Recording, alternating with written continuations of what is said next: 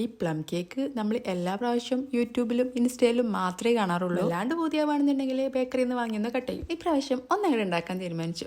കാണിച്ചു. ആദ്യം തന്നെ അരക്കപ്പ് ഷുഗർ ഒന്ന് കാരമലൈ ചെയ്തെടുക്കണം. കാരമലായി വന്നാൽ നമുക്ക് അരക്കപ്പ് തന്നെ വെള്ളം കൂടി ചേർത്തിട്ട് ഒന്ന് യൂസ് ആക്കി എടുക്കണം. ഇതിക്കാണ് കേട്ടോ നമ്മൾ നട്ട്സും ഡ്രൈ ഫ്രൂട്ട്സും ഒക്കെ ചേർത്തിട്ട് ഒന്ന് സോക്ക് ചെയ്ത് വെക്കുന്നത്. നമ്മൾ വേറെ ഒന്നും സോക്ക് ചെയ്യുന്നില്ല എന്ന് വെച്ചാൽ ഫ്രൂട്ട്സ് ജ്യൂസിലൊന്നും സോക്ക് ചെയ്യുന്നില്ല. ഇനിയിപ്പോൾ അരക്കപ്പ് ബ്രൗൺ ഷുഗറും ഒരു 3-4 പട്ട, ഗ്രാമ്പൂ, ഏലക്ക ഇതെല്ലാം കൂടി ചേർത്തിട്ട് ഒന്ന് പൊടിച്ചെടുക്കണം. ഞാൻ ഒരു കപ്പ് വൈറ്റ് ഷുഗർ എടുത്തിട്ടുണ്ടായിരുന്നു. അത്ര വേണ്ട, അതിൻ്റെ അരക്കപ്പ് കൂടുതലായിരുന്നു.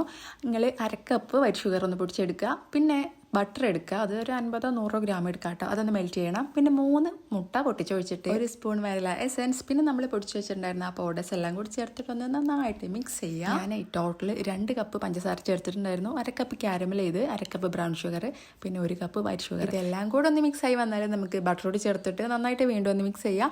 പിന്നെ നമ്മൾ നേരത്തെ ഉണ്ടാക്കി വെച്ചിട്ടുണ്ടായിരുന്ന ആ ഒരു നട്ട്സിൻ്റെ കൂട്ടുണ്ടല്ലോ, അതിലേക്ക് 1 സ്പൂൺ മൈദാപ്പൊടിയും കൂടി ചേർത്തിട്ട് നന്നായിട്ട് മിക്സ് ചെയ്തിട്ട് ഈ ഒരു മുട്ടയുടെ മിക്സിലേക്ക് ഇട്ട് കൊടുത്തിട്ട് വീണ്ടും മിക്സ് ചെയ്ത് കൊടുക്കുക. പിന്നെ എനിക്ക് പറ്റിയിട്ടുള്ളൊരു അമളി എന്ന് പറഞ്ഞത്, ഞാൻ 1.5 കപ്പ് പൊടി, 1.5 teaspoon baking powder, 1/2 teaspoon baking soda, pinch of salt, ഇത് മാത്രമേ എടുത്തിട്ടുണ്ടായിരുന്നുള്ളൂ. നമ്മൾ പഞ്ചസാരയുടെ അളവ് 2 കപ്പും പൊടിയുടെ അളവ് 1.5 കപ്പും എടുത്തിട്ടുള്ളൂ.